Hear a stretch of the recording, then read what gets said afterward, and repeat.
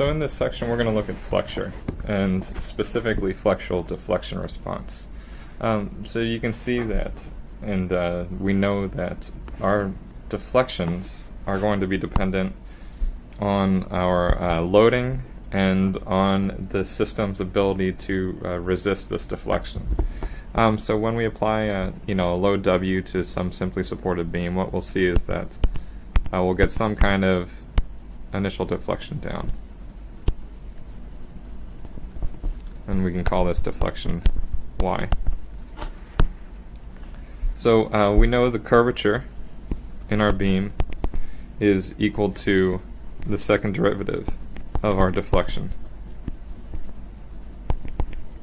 with regard to x.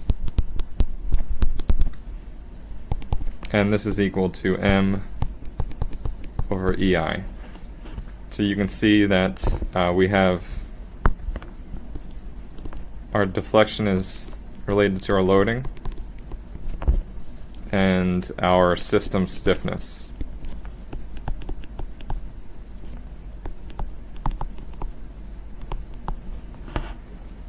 So our system, I guess, and our deflection then we can find with the double integral of the above. So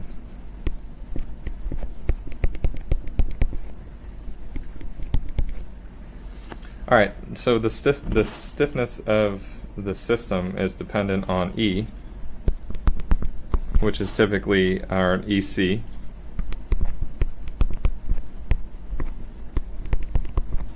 And so this is for short term, and then for long term it's related to EC effective. Our system stiffness is also dependent on our structural shape. So here we have just a simple cross section with 3 bars in the bottom.